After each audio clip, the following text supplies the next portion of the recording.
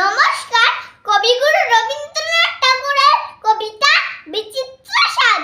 আমি যখন পাঠশালাতে যাই, আমাদের এই বাড়ির গলি দিয়ে 10টা বেলায় রোজ দেখতে পাই ফেরিওয়ালা যাচ্ছে ফেরি নিয়ে।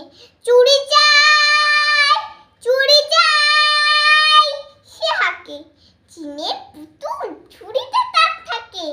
যায় সে চলে যে পথে তার খুশি, যখন খুশি খায় সে বাড়ি গিয়ে।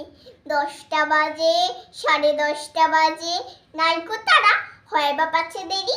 ইচ্ছে করে সিলেট ফেলে দিয়ে অমনি করে বেড়াই নিয়ে ফেরি। আমি যখন হাতে মেখে কালি ঘরে ফিরি 4:30 বাজে। কোদাল নিয়ে মাটি কোপায় মালি বাবুদের ফুল বাগানের মাঝে।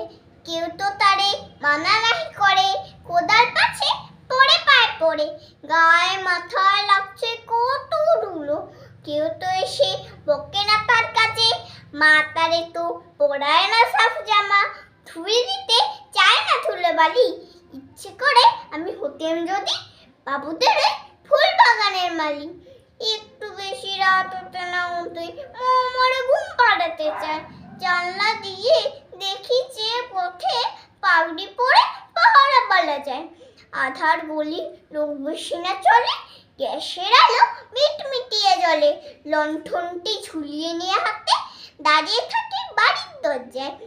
রাত হয়ে যায় 10টা 11টা, কেউ তো কিছু বলে না তার লাগে। ইচ্ছে করে পাহারাওয়ালা হয়ে গলির ধারে আপন মন জাগি। নমস্কার।